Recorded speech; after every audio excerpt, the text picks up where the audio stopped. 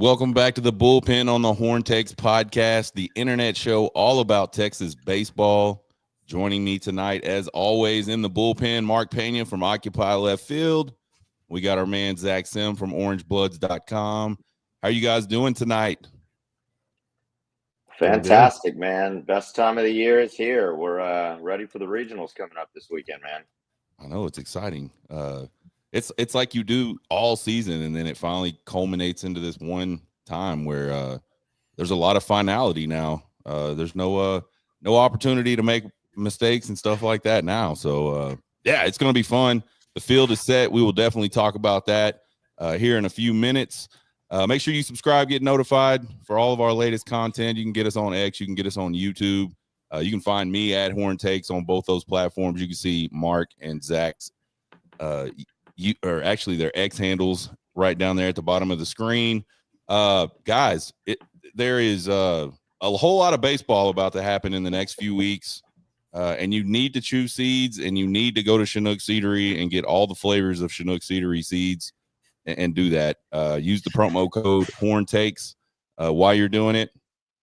Help us out a little bit, support the show a little bit, but also you'll get some really delicious, awesome seeds. I love those things. I still have not had a small seed out of a pack of those yet. You know how like you get the David seed sometimes and you get the little mini, like completely premature seed. That's not happened to me yet with a Chinook Seedery bag of seeds. So that's good stuff.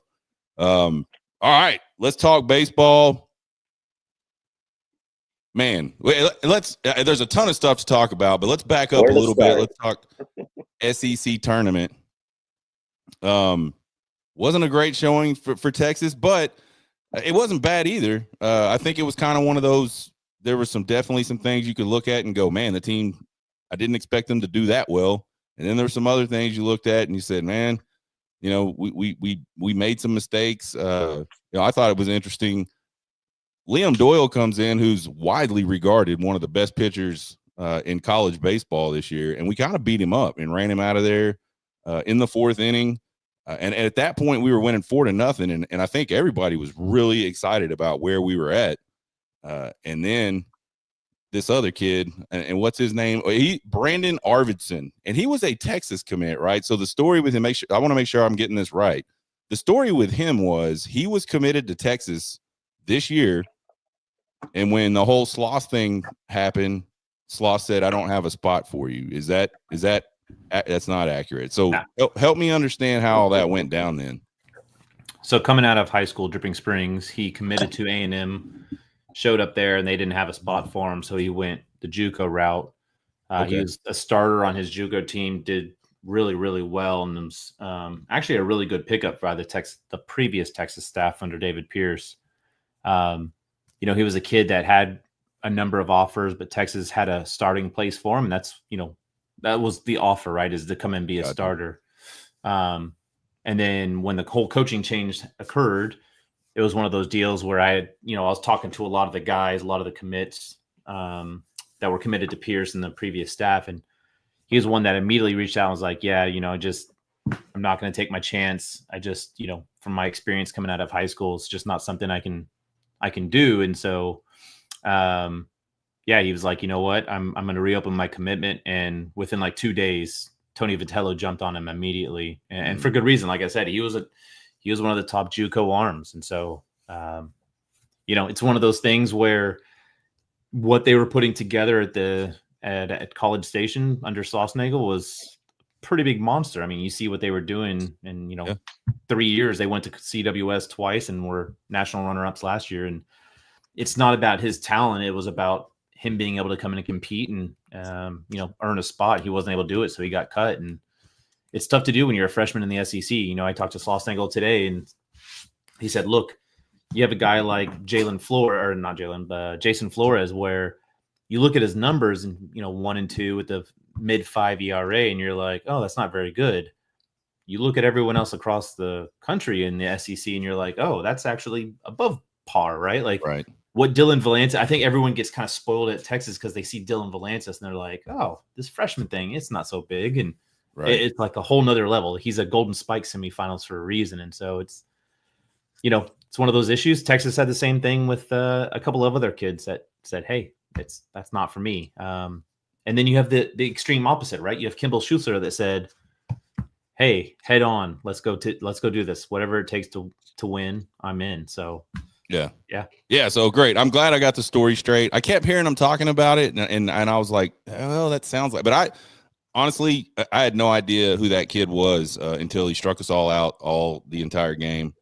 He reminded me a lot of Dylan Valanis, just the real tall, skinny lefty coming from 30,000 feet, and it's just hard to pick up those pitches and know what is happening with those pitches, and certainly that was the case for us. Mark, give us your thoughts. I mean, I know we all talked about this last week, and we were just like, we don't even care. And I think I don't care that we lost. I just don't necessarily like how they lost. Is that fair? Like, what are your thoughts on that? Well, first of all, that baseball game feels like it was 3 weeks ago, man. It does. I know it was only like 5 days ago, but it seriously does feel like that was 2 or 3 weeks ago. And I think looking back on it, I'll be honest. I think the Horns put a little bit more effort into it than I envisioned. So I was happy to see that. But I think other than the starting pitching choice, right? You had all of the starters in the lineup for Texas. We used all of our high leverage arms out of the bullpen in relief. So I think it was a game where we were trying to get our top flight guys, some work, obviously knowing that we were going to have limited opportunities over the weekend. And we just got beat, man. I feel like we started the game off pretty well. You mentioned that 5-0 lead, and then it just got into several innings, right, where we couldn't do much of anything offensively. And the strikeouts started to kind of show their face again. And Tennessee outlasted us, and we had opportunities late in that game. A couple runners on several times. We weren't able to get a big hit. But I think if you really look at the big picture again, right, I didn't want Texas to be taxed over the weekend. I thought they were better served being at home, getting resting up for the regional. And I think that game is going to be a motivation to them, right? I'm sure a couple of those players were pretty pissed that they lost that game, and they wanted to win that one. I knew that once the first pitch was thrown, the Texas players were definitely going to want to beat Tennessee. So it is what it is. But now that the bracket's announced now, I think Texas put itself in a fantastic position, and I'm just ready for the postseason at this point. Yeah, there's got to be a fine line there, because you want to win. You're a competitor for a reason, and competitors don't ever go, I don't really care if we win this game. Like, competitors want to go win. I want to win it. Like, I don't care what it is. It will turn into a competition, and it'll be ridiculous at how competitive I am at it, just because I don't like to lose. And those guys are the same way. I know they are. But at the same side, the other side of that is you don't want to be playing all weekend. You don't want to be one of those teams that's just burning through arms and, just being out in the hot and doing all that for several days straight. You want to be the team that has a chance to rest and all that. I wonder, though, this is just kind of an off-the-cuff question, Zach, for you. What is that? Like, how fine is that line? Because I think there's also something to be said for playing some and staying a little crisp and seeing live pitches and that type of stuff. I mean, it probably doesn't matter. They've been seeing this stuff all year. The practices, I assume, are really geared towards all of, being as realistic as possible and all that stuff. But if there was a line, what do you think that looks like? And do you think one game is enough to stay sharp and stay into it as far as that goes? Yeah, I think the guys that got action are the guys that needed to get action, right? They wanted to experiment, see what Ethan Walker could provide them. I think one of the funniest things was we're talking about him being a JUCO kid, and they're like, what does it mean to you? You're coming and starting against, and he's like, dude, I would play JUCO. Like, You're lucky if the lights are working half the time. There's Right. 3 people in the stands. Like, mindset's not an issue. But you saw Grubbs get in there. You saw Valantis get in there. You saw Burns get in. So, the guys that they wanted to see, they're the guys they wanted to see, right? And at the end of the day, the thing I kept telling everyone is, like, you don't want to lose. Like, you want to have that competitive juice. And Slostangle talks about the desperation to win. At the same time, say they beat Tennessee, the next game is going to be against Vanderbilt. You lose against Vanderbilt. Guess what? You're in the exact same spot you are today. Right. is if you wouldn't have played an extra game and played another 9 innings or maybe more. They went to 12 innings against Tennessee. So in order to have improved your standing, now you've got to play a third game because you got to beat Tennessee. And you have to beat Vanderbilt. Now you have to play in the championship game.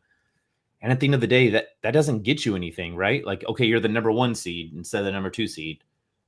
Guess what? It's not an easier draw. It's not an easier anything at this point. Like, all the teams are good that got in. Well, right, absolutely. Sure, there's a couple losing teams, but I mean, they got in, right? So it's at the end of the day, I think the rest is better. Marc, you were talking about the strikeouts. There's guys that are still working on changing and fine tuning the mechanics, right? Like, there's still stuff to be worked on, and you can't always do that in game. In fact, it's probably better you don't do it in game, or else you're gonna strike out more times.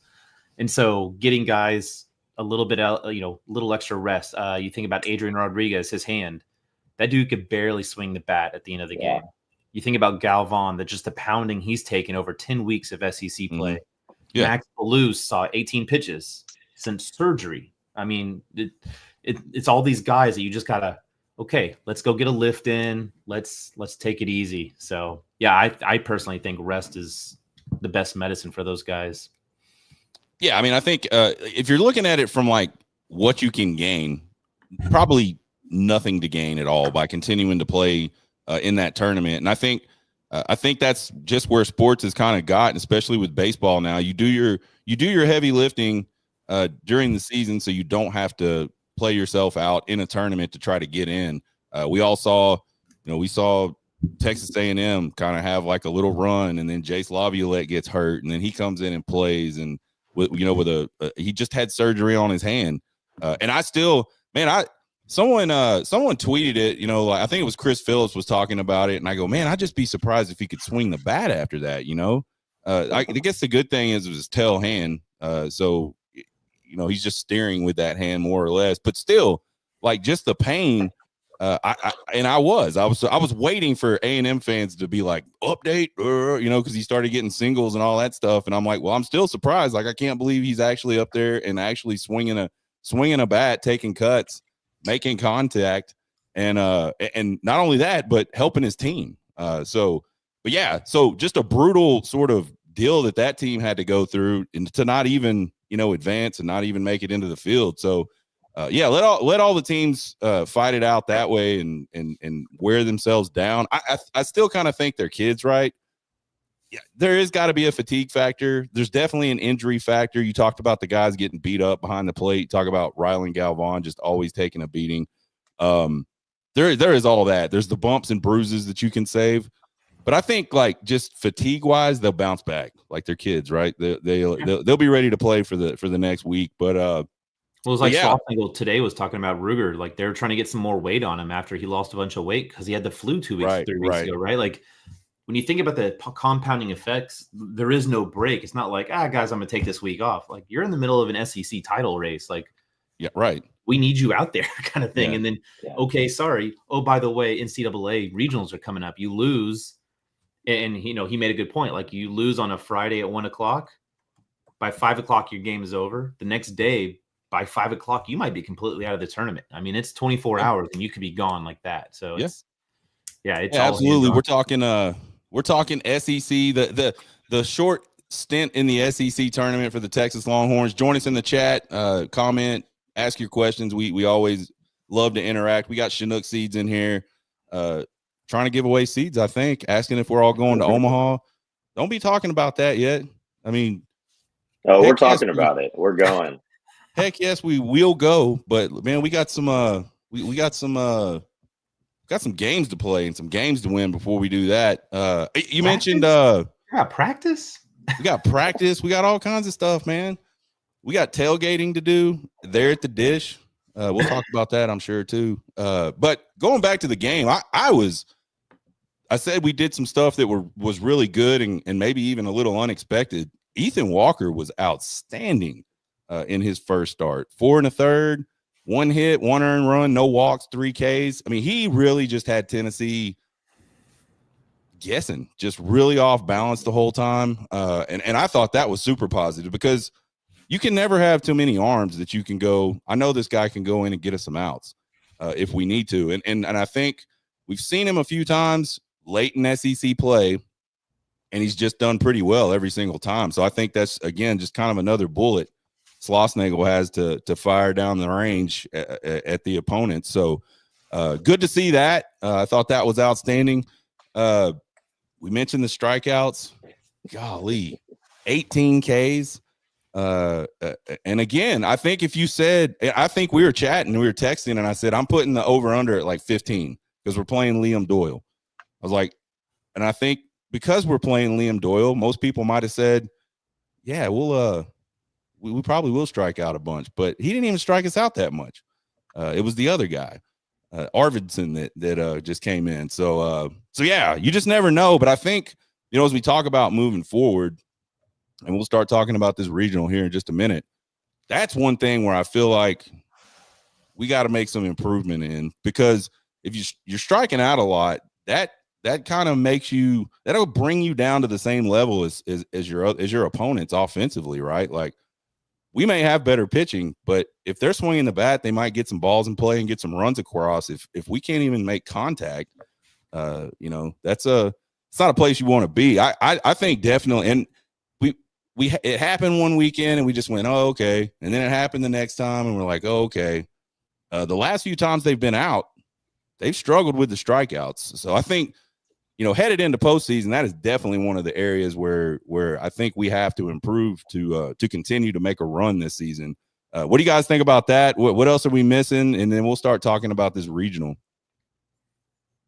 I mean, I think one of the things that I was impressed by was the fact that they did handle Liam Doyle the way they did, right? Because, you talk about it and they've been through 10 weeks of SEC play, and, it sounds ridiculous, but like, they're not going to see a better arm than back-to-back weeks of Kyson, Witherspoon, and Liam Doyle until they get to Omaha. I mean, those are the two elite right-hand, left-handed combos in the nation. And so, yeah, you had a bad game against Arvidsson. He played out of his mind, but I think you can take a lot of credit away from, okay, hey, like, we know that we can hit the ball. We know we're there, right? Like, let's lock in. We need to make sure that we can also handle the off-speed stuff. That's, the breaking ball inside, right? And so I think that's what it is. I think, what I feel like I've seen these last few weekends is, and even from the power guys that we've played, it's when they get us in those situations where we don't know what's coming, and they all have, a lot of those guys have really good off-speed stuff. Doyle's wasn't that great. He relied a lot on that fastball, and we were able to get timed up and start putting it in play. I really feel like this lineup, and this is probably for every lineup, like, fastballs, I feel like they handle them pretty well, even when they're up in the velocity. I still feel like they handle it. It's all the other stuff. I think it'll be key seeing those fastballs, timing them up, and getting them in play, so that you don't have to. And I mean, I know that sounds like really elementary and stupid. That's really college baseball today. When you see fastballs, you got to hit them, because you're not going to do as well on the off speed stuff. But I think for this team in particular, that's got to be like, focus number one at the plate, in my opinion. What do you think, Mark? I agree, man. We just got to have more productive outs, right? There's been way too many situations in the last couple of weeks where we've had some guys on base and, less than 2 outs, and then we're not able to move them over because we're just striking out, right? And it is what it is. I understand we're going against some really good pitching, and I think the staffs that that have made us look the worst are really good pitching teams, right? We've seen it from Arkansas, Florida, Oklahoma, and now Tennessee, right? But I just think, man, we just got to do the little things a little bit better. Got to be able to put the ball in contact. I think the inning that stands out to me, again, apologize if I get these details wrong, because it does feel like it was 3 weeks ago, but I think it was the 10th inning against Tennessee, bottom of the 10th. I think we had 2 guys on, maybe the bases loaded with 1 out, and the last 2 outs of the inning were strikeouts, right? And it's just like, man, a pop fly, a ground ball, something like that, at least gives you an opportunity to get out of there with a win. So, I don't think anything changed for me coming out of that SEC tournament. My 2 biggest concerns right now are the strikeout rate right now, and then wanting to see what we're going to be able to produce from a starting pitching perspective in the postseason. Right, we've been kind of up and down, inconsistent the last couple of weeks, and we all know that we're going to need 3 guys out there ready to pitch this weekend, and in order to put us in a good position in the Austin Regional. Outstanding. Now let's talk about that Austin Regional. So I'm sure everybody that cares about baseball was paying attention this morning just to see, what the national seeds were going to be, all that good stuff. I guess I'll ask you guys first. I think most of the pundits pretty much had Texas as a number 1 seed locked, even though they lost to Tennessee, until Vandy went on their little tear in the tournament and won it. And they looked really good doing it, by the way. They're definitely a hot team right now. Were you surprised at all? I think, Mark, I know the answer for you. I think you just tweeted it at some point and just said, thanks, Vandy. Y'all just got the number 1 seed. Like, we don't have to worry about that anymore.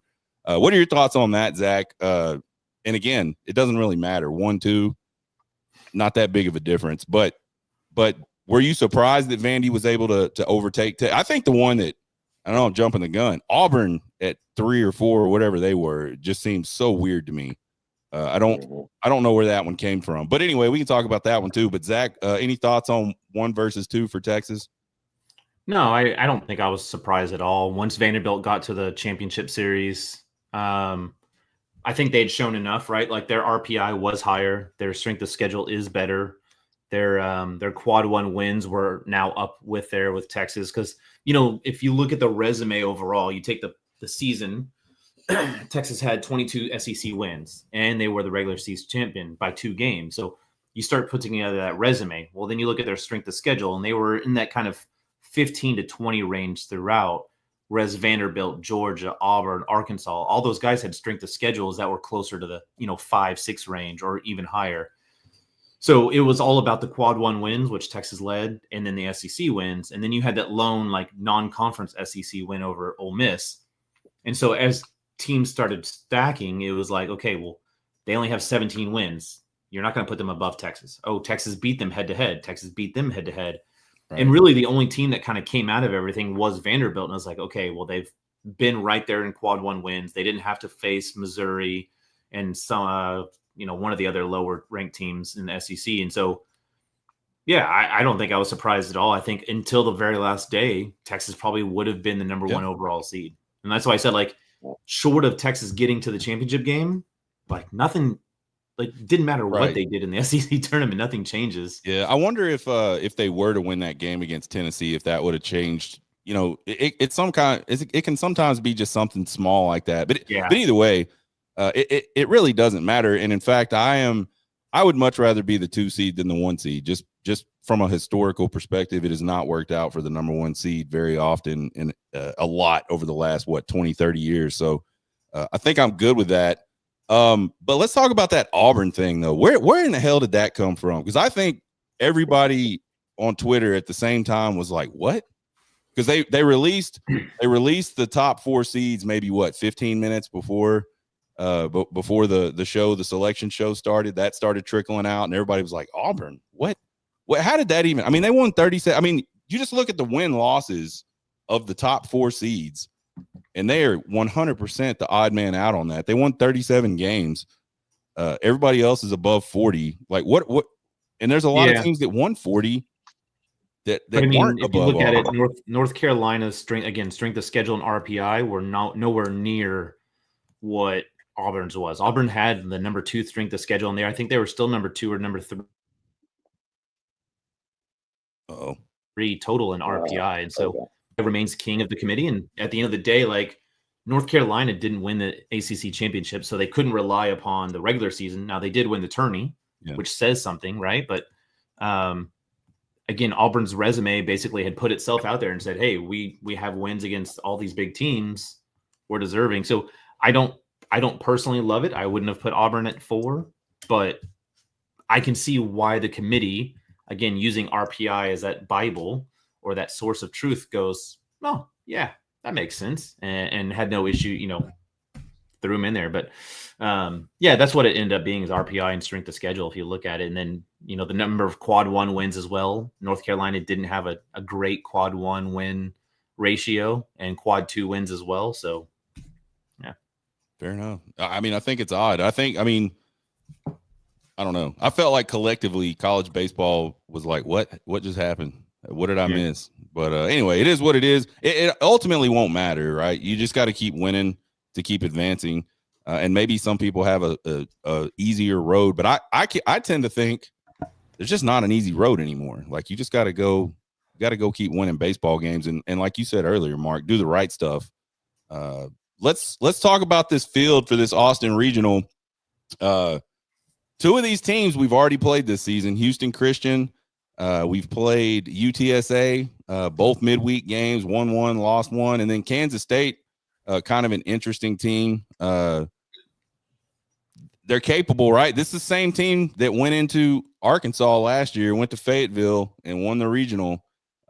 Shocked the world by taking it from Arkansas. So I maybe not the same exact team, probably not the same players, but K-State didn't make the tournament last year, right? Was it not K-State last year that went to Fayetteville and won the Arkansas regional? I don't think so, because the big I think K-State was one of the teams last year that was like maybe it was the year before. They were left out, and everyone was very upset about that. I need to. The year before it was TCU, right? Maybe it was TCU, some purple team. Yeah, TCU beat the hell out of Arkansas 2 years ago, I think, when they ended up in Omaha. Either way. All right, fair enough. Yeah, so SEMO and K-State were in the Arkansas regional. So SEMO is the one that knocked. Arkansas lost to K-State, but then they lost to SEMO. Okay. All right, so I was half right a little bit. I kind of knew what I was talking about. That's fair.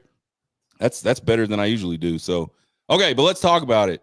We'll match up with Houston Christian Friday afternoon, early 1:00. Houston Christian 32-23. They won the Southland Conference tournament, which is why they're here today.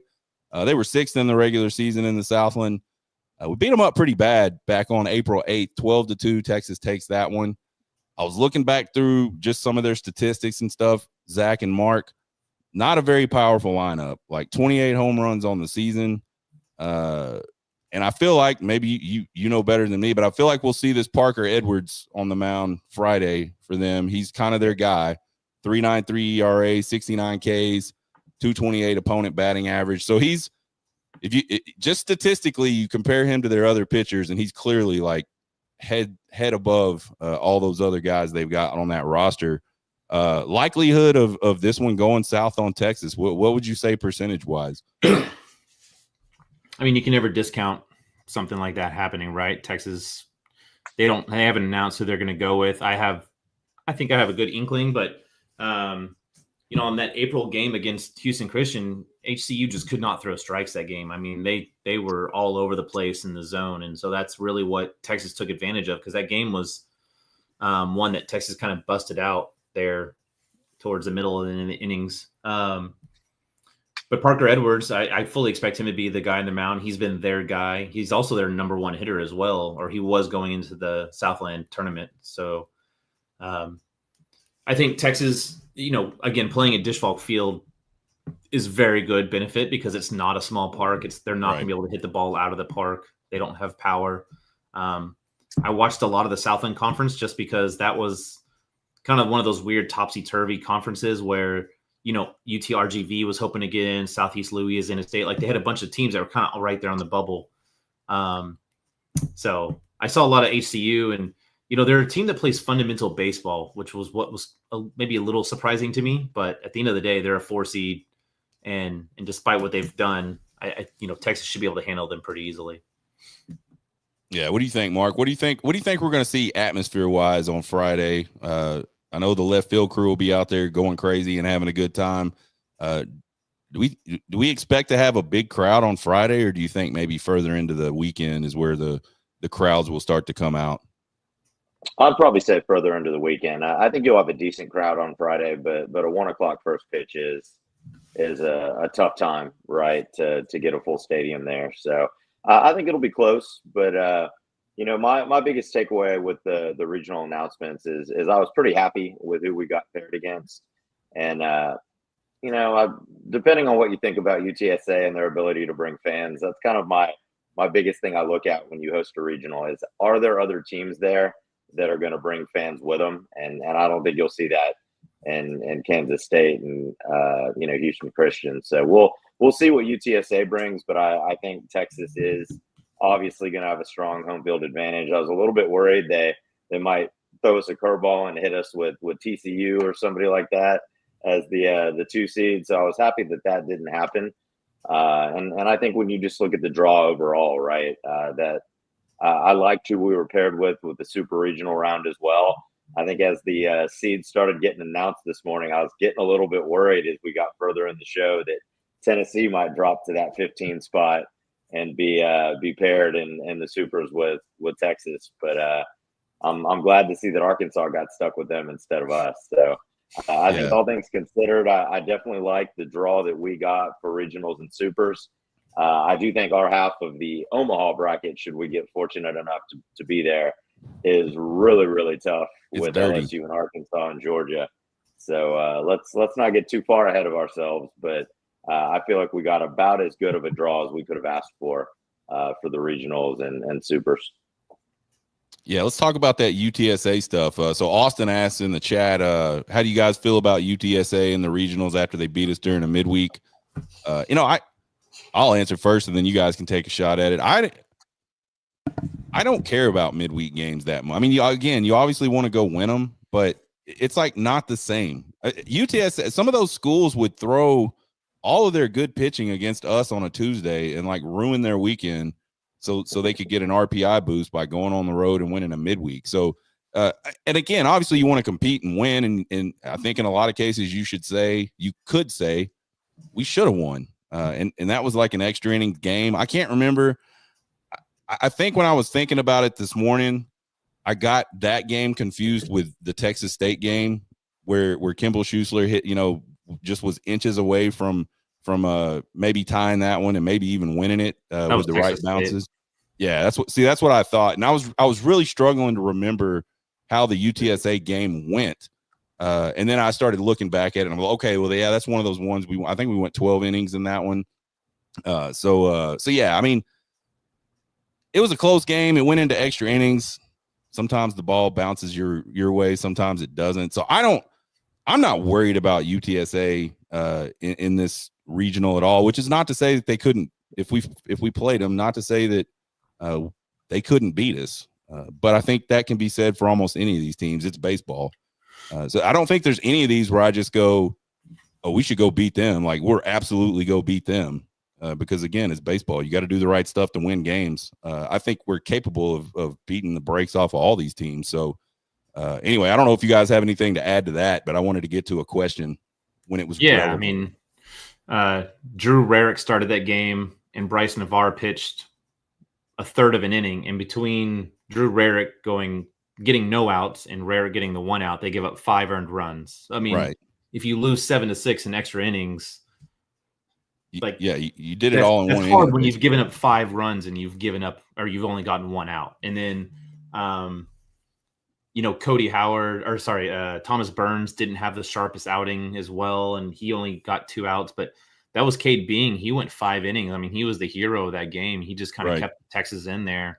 But yeah, it was really early in the season when I think Sloss was still trying to figure out like who are my guys and who are not my guys, and what types of roles are people comfortable playing in. So again, man, I don't think that portends anything about what could happen or will happen in Austin this weekend should they face off. So I don't know, Mark, you got anything to add there? UTSA does have a really good lefty that I think they'll probably go with. Here's the thing: Texas may never even face UTSA, right? If Texas wins and K-State wins, there's a possibility that Texas never has to face a UTSA. So it's always one of those things where it's like, oh, they're in our bracket. Well, yeah, but so is K-State. I mean, I would argue that K-State's a much more dangerous team than UTSA is. Although Mason Lytle is an amazing hitter, and he shows it every time he's at the ballpark. But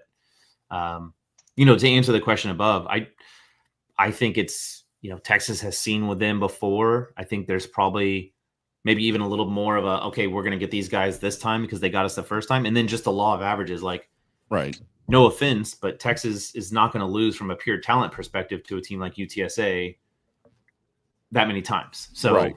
Yeah, that's the game. I mean, that's the game of baseball. Yeah, Sean, I think from my perspective, right, I don't take much from weekday games, and very good points by Zach. Just talking about how UTSA got their runs in that game. But again, midweek game, right? I'm not going to take much stock in that. I'm going to sound a little bit arrogant here, but I just feel like this weekend is going to be more about Texas, right? If they show up and play the style of ball that they are capable of playing, I think we're going to see them win this regional, right? Luckily, with the way the bracket shook out, there's not a team in the Austin regional right now that scares me right now. I think if we come out and play the brand of baseball that we expect, we're going to be fine. So I think it's up to the team now to show up. They're going to have to play, quality ball. They're going to have to pitch. They're going to have to hit, play solid defensively. But I feel confident about the three teams that we're squared up against.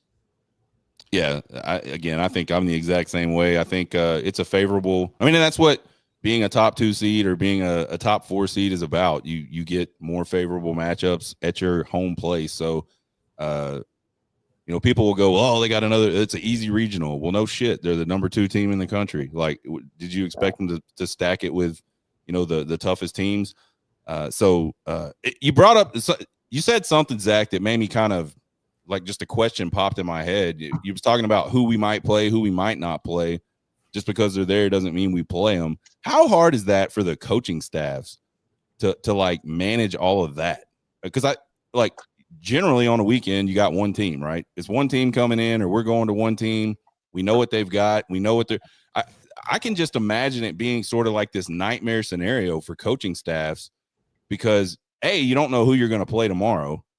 B, you don't know exactly what's going to happen until they've already done it with their pitching and things like that. Like, I mean, these guys could come in and kind of do it backwards, hoping they have some of their better arms if they have to play Texas. I don't know that they would. I think, to me, get a win. And if that means you don't win any other ones, oh well. But you got your first win. I think that's super important in these types of round-robin deals.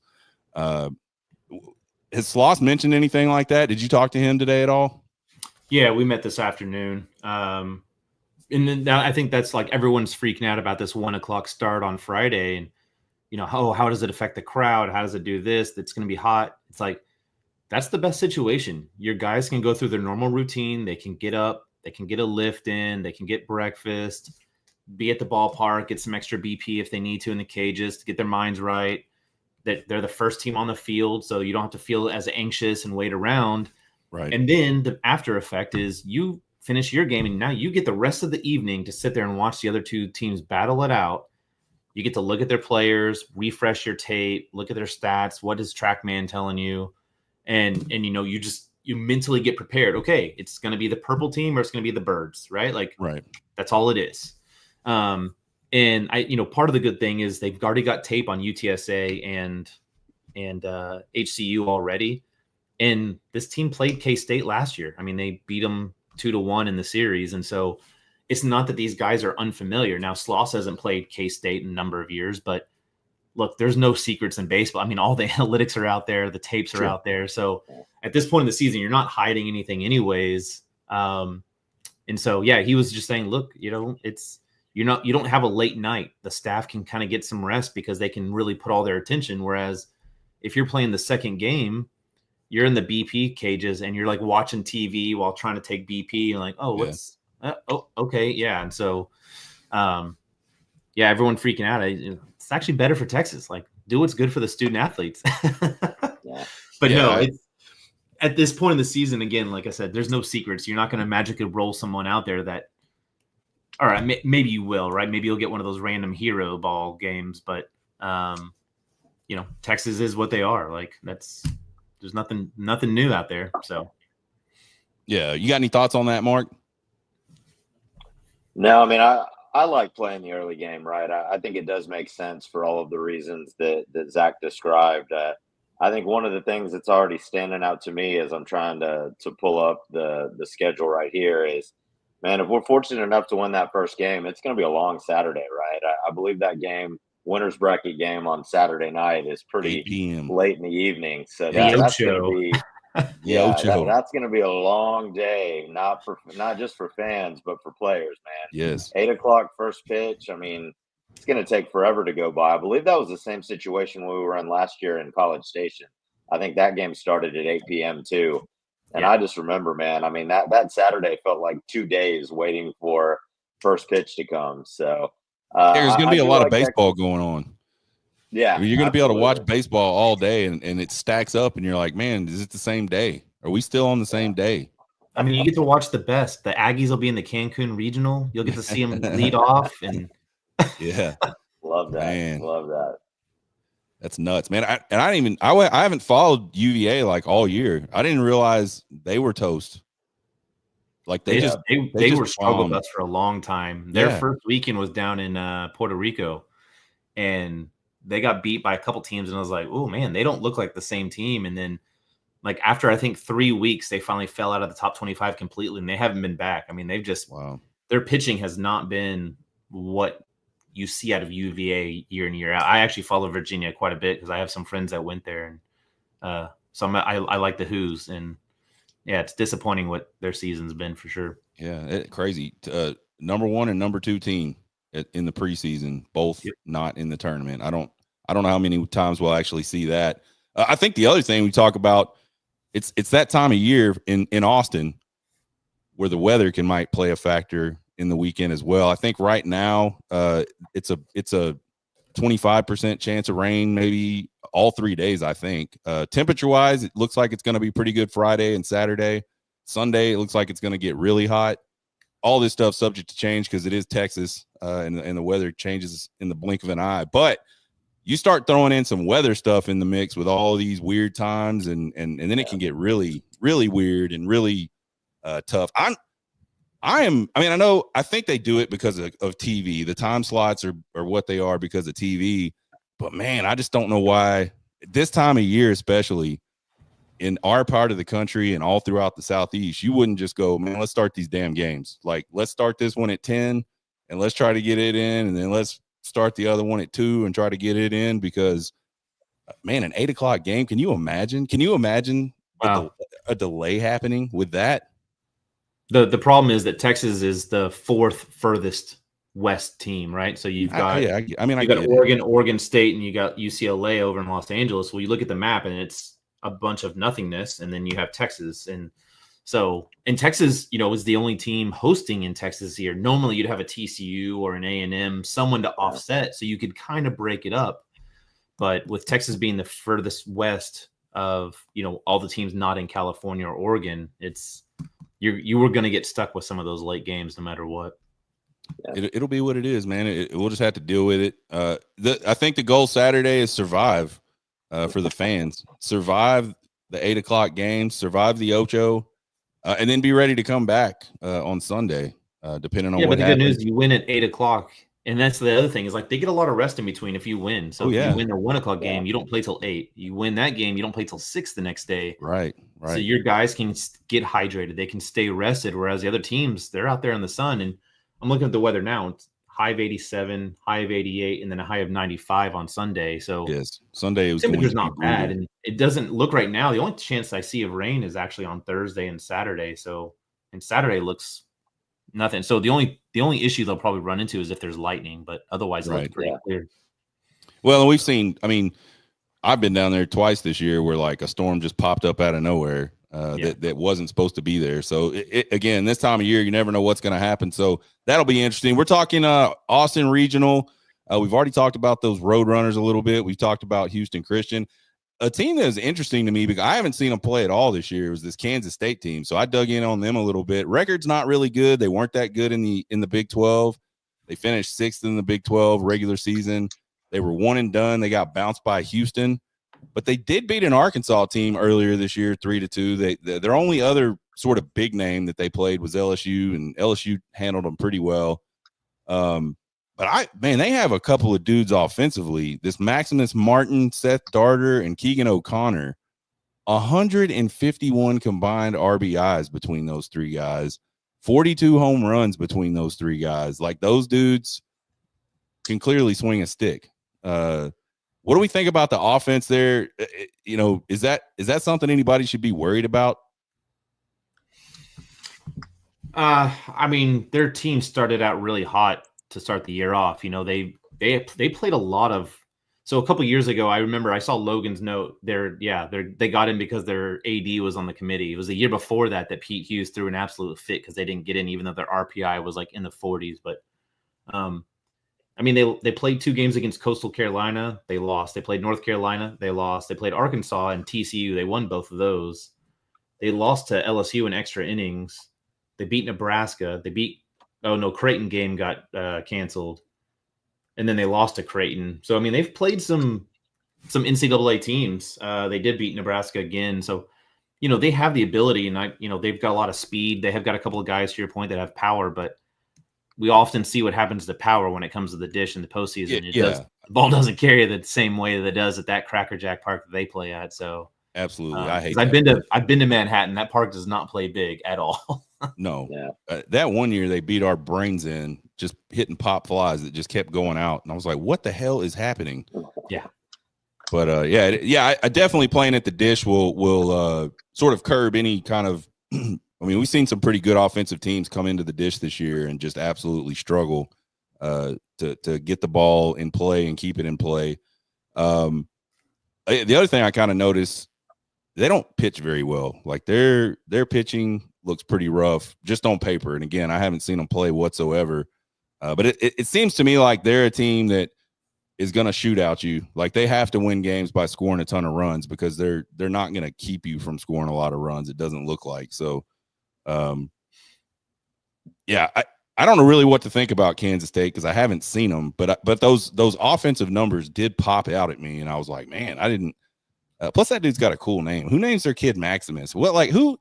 Maximus? Like who has a 20-year-old, or I don't even know how old he is, but like it has Gladiator been out that long where like we should have some 19 and 20-year-olds getting named after Maximus? I love the name. Tell me. Yeah. I mean, that's a cool name. Yeah, Sean. I'm also looking forward to seeing D. Kennedy play. He was that's right. kind of a fan favorite last year on the Texas team. We were sad to see him transfer in the offseason. So it'll be fun to see him. I was just looking at his stats. He's got double-digit home runs, hitting around 285. So, I mean, you got to respect Kansas State. They're a scrappy club, and I think if you look at the 3 teams, right, I'm probably a little bit more worried about them than I am UTSA just because of the opponents that K-State has played, right, and I don't think you'll see K-State come in and be intimidated by Texas. So I think they're a dangerous team to watch, and it's going to be fun watching UTSA and K-State play on Friday night. I'm really looking forward to that game. Yeah, likewise. I mean, you think, and maybe I'm wrong, but you would think K-State has a better roster than UTSA and certainly Houston Christian. I don't know. UTSA's got Mason Lytle and the other guy who I'm blanking on his name. He led off for them, Caden Miller. And then James Tossig is really good. I think UTSA probably has a better bullpen in arms, actually, than K-State does. So yeah, I mean, that could be fair. I'm just saying, like, I don't know. Yeah, K-State's probably not a powerhouse for baseball. And Texas is filled with good baseball players that a lot of them have to go to UTSA. So yeah. But I think, again, we look at these 3 teams that are coming into Austin this weekend, and to me, it's a deal Texas should win. And I won't say easily, but I will be shocked if they can't make it advance out of this regional and go play in a super regional next weekend or 2 weekends from now. How do we do a prediction on this? Do we just say they advance or they don't, or what do we do? I kind of want to say, how do they advance? Like, do they win all 3? Is it just 3 and done, or do they have to play an extra game? What does that look like to you guys? I'll just say this: if one of y'all pick us to not advance, I'm not coming on the show next Monday. So. Well, you're up, Mark. You start us. How do you think the weekend's going? Yeah, I want to see a low stress weekend, right? Again, I'm not trying to disrespect any of the teams coming to Austin, but I'd like to see us as a number 2 national seed get through the weekend clean. Obviously, man, that second game is really the tough one. You kind of forget, right, until you get into it, that if you have those regionals and you drop game 2, man, you're in a world of hurt. You got to win what, 3 games in the next 24 hours or so to get back in it. So that Saturday night game is going to be huge. But from a prediction perspective, Sean, I'm going to say the Horns win it 3-0 and advance clean through the Austin Regional. That's what I'm hoping and praying for, at least. Sounds good to me. What do you got, Zach? Yeah, I think Texas handles Houston Christian easily, and then I think at the end of the day, game 2, Mark, will be really important. I do think that Texas will get the best out of the other team, so I think they go 3-0, and I think they cruise. But it'll be interesting to see. Like I said, that K-State and UTSA don't have the ability to just pick out, hey, we're going to hold a guy back or not hold a guy back. I mean, they're going to have to go all in, right? It's not a Tuesday night. They can't just roll out their entire weekend rotation. So it'll be interesting to see how they're able to handle that. And then also handle the short, how do you bounce back from being in the losing position? And then, it'll be interesting to see what that looks like. From a Texas standpoint, pitching wise, I think game 1 is, to me, very important. Who are they going to roll out there? Is it going to be Ruger, or do they go a different direction? Harrison's been the most consistent guy. Personally, I'd like to see Harrison on Saturday. Personally, I think I still go with Ruger on Friday for that matter. I mean, roll him out there, let him go, get Harrison on Saturday, and then on Sunday, you worry about that because the other team still has to beat you twice. If you go 2-0, you have to be beat twice. So you have the room to play, kind of like what they did in SEC play. Let's throw an Ethan Walker out there. I mean, let's just go for what we're going to look like and set it up for the next weekend as well. So right, yeah, I'm with you guys. I think Texas wins 3 this weekend and just makes it a clean deal. One of the things I wanted to talk to you guys about, and you kind of touched on it earlier, Mark, was what to me there's like a couple things I feel like are keys to this weekend for sure, and keys as we hopefully are pushing forward and talking about a super regional, and then things they definitely will have to do to make it to Omaha. And you've pretty much already spoke to both of them in my opinion. But I think one of them, you mentioned the pitching. I think we got to get Ruger Riojas back on track. And I don't mean that like negatively at all towards Ruger Riojas, but we have to I think we're going to have, Texas A&M Ruger Riojas, LSU Ruger Riojas. Like, we're going to have that guy on the mound for us to make a deep run into Omaha, because I just feel like you can't not, like, you can get away with only having 2 starters that can come in and consistently pitch and get you innings. You can't do it with one. The way college baseball works and the way all this stuff is a series this and series that, you got to have 2 arms that you can just go, I know I'm going to roll these guys out here, and they're going to be consistent, and we'll get some good innings out of them.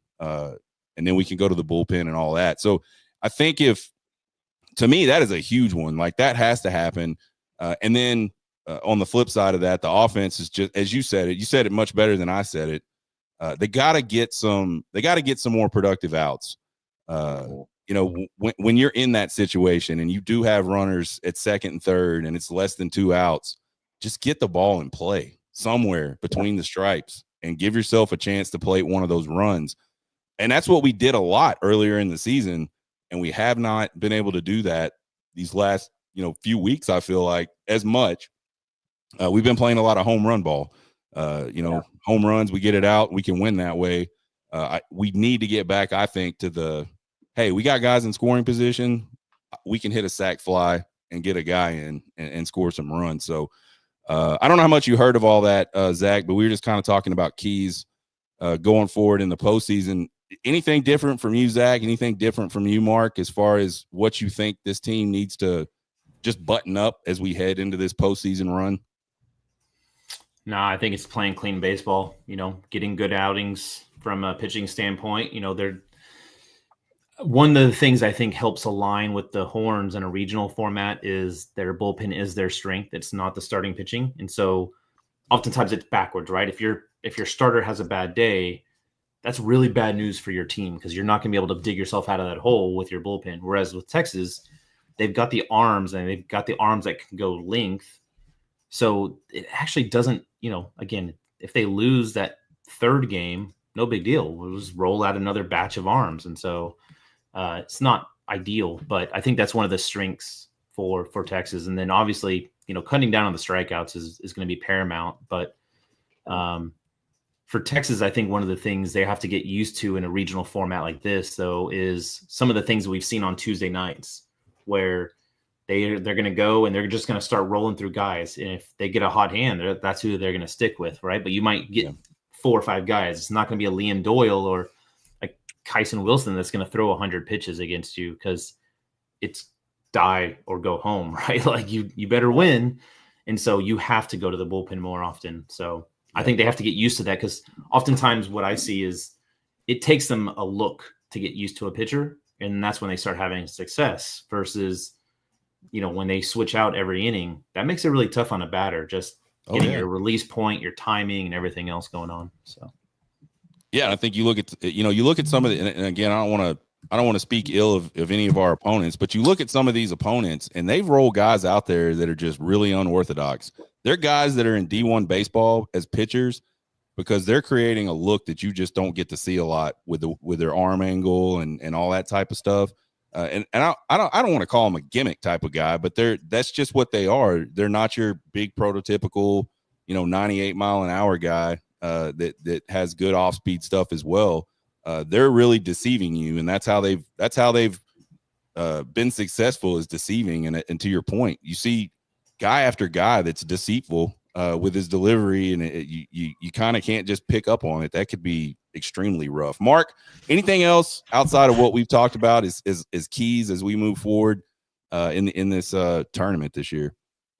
I just want to see Texas play loose. I want to see them have fun too, right? I think that's an important thing come postseason.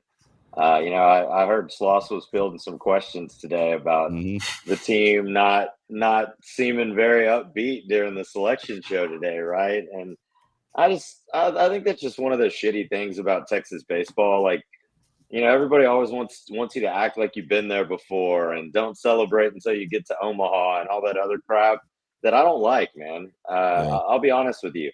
It's been 20 years since we won a national championship, right? Let the kids have fun. They played their whole damn season to get to an Austin regional. And I hope you see a Texas baseball team that looks like they're enjoying themselves this weekend. So I think that's going to be important, man. I want to see them play with confidence. I want to see them have fun. I want the crowd to be into the game. And I think if all of that falls in line, we're going to do just fine this weekend. So that's what I'm looking forward to, man. I just want them to play loose and have a good time out there on the field. What do you think that comes from? So I didn't pretend. I was doing some stuff and I was listening to the show. I wasn't really, sat down in front of it watching it. But then I started seeing all the chatter on Twitter. Do you think that's just this team's personality, or do you think there is some level of like this Texas baseball culture that, and it's pervasive? I mean, I've been hearing about it for years. We don't do that. We don't dogpile till we get to Omaha. Like we don't dogpile to Omaha, for the record. But whatever. I will say this: it was a little out of proportion because a little sausage making, right? I hate to tell everyone those team shots are not live. They're actually pre-recorded a couple minutes beforehand. So they're like, hey guys, we're going to go live and capture our little reaction shot. And so you happen to see in the reaction shot as that was going on, Jalen Flores was yawning and then the team was just chilling. I mean, they're not even into the heart of the show yet. And so, but later on, when Kyle Peterson, said Cade Blue instead of Max Blue, they got a good chirp out of that. And then they were showing a highlight. I think it was Florida. It was one of the SEC teams. They were showing a highlight, and it was Texas at bat, and Gasparino struck out, and they had, some oohs and ahs around that. But yeah, I mean, I got to spend a little bit of time around the players today and just seeing how they were interacting, and that team is not one that's not having fun. They're loose, they're ready to go. I think if anything, they want it to be over with. Like they're okay, man. Let's get to game day, right? Like we're tired of lifting weights, we're tired of working. So practice sucks, man. Just let us go swing. Let's go play games. Yeah, it was an interesting thing, and again, you talk to some of the older fans that have been around for a long time and followed Texas baseball, and they get really dug into this whole idea that baseball should somehow not be fun. And I mean, I think I can be like that to a certain extent. Y'all probably see some of the stuff I post sometimes and some of the stuff I say on the show about these celebrations and stuff. Man, I'm all for having fun, but some of this shit is ridiculous. It was that kid from Mercer or something that like chirped. He did that. He cussed out everyone around the whole infield on a home run. I'm like, dude, you're Mercer. Like, so that was actually Sanford. And the funny thing about that, they were playing Mercer. Okay. The Mercer team walked off the field in protest. I just don't. I don't see how that's fun. I guess like my definition of fun is not like making an ass of myself and being just completely unsportsmanlike. Well, you wouldn't fit what I thought was Knoxville then. Exactly. And you know what? Honestly, in that SEC tournament game, I was surprised it didn't get. I don't really remember them like doing all that stuff as much. There was some of it. I mean, Liam Doyle was. Well, yeah, I mean, he was cussing out Galvan on that strikeout, like the very first inning, and so, I mean, maybe their celebrations have just gotten so ridiculous that you just don't even notice that normal stuff that they do anymore. But anyway, real quick before we get out of here, you guys have alluded to it a little bit. We're paired with the Los Angeles Regional. You got UCLA, UC Irvine, Arizona State, and Fresno State in that regional. To me, I think that's a really good draw for anybody. So I think if you look at, and I'll just say it, maybe I feel like Texas has a pretty clean shot to get to Omaha. What are you guys' thoughts on that? For me personally, I definitely respect West Coast baseball. Right, that regional in LA really stood out to me, man. I mean, those are 4 pretty damn decent baseball clubs that are going to be playing there in LA. So again, I really look at it from 2 perspectives in the postseason, right? You want to have that home field advantage, and there are situations where you can get paired against somebody who's going to end up bringing a couple thousand fans to Austin, right? You're not going to see that with any of the West Coast teams. I mean, UCLA can't even get a couple thousand fans at their home games, so I don't think we're going to see anything like that. And again, when you think about the teams that scare me, right, it's the teams that can hit the ball over out of the yard, and I think West Coast baseball, you're going to see good pitching, good defense, but not as much power. And so I think that matches up pretty well with Texas, right? I was hoping to avoid a team that can come into Austin, hit 3-run homers, and beat you that way. And I don't think you're going to see anybody like that, coming out of that LA regional. So all in all, it's going to be a challenge, right? There's no such thing as an easy super regional, but I'm very happy with who we got paired against. And I think Texas is going to match up well, first couple of rounds here in the playoffs. Zach, any thoughts? Yeah. I mean, the team to me to watch is UC Irvine. They're a dangerous team. They lost their pitching, right? They have really good pitchers. They split a series with or 2 games against UCLA during the midweek, but they've played Texas Tech and USC, San Diego. I mean, they've played some decent squads. They played 3 games against Oregon State, and they only won 1. But they're a team that's been hot recently, right? Like they're a team that kind of cooled off, then they got hot again. Now Cal Poly has been a pain in their butt, in the Big West tournament, but they're the team for me to watch. I think UCLA has some guys, especially I think it's their second baseman or their shortstop, Chalosky. He's really, really, he's really good. Top of the NCAA next year, kind of good. But yeah, Irvine's the one to watch for me. But otherwise, they're one of 3 teams that didn't get picked or paired with an SEC team in the Supers. So I think that bodes well for Texas personally. I didn't want to see them paired against an LSU, an Arkansas, Tennessee. So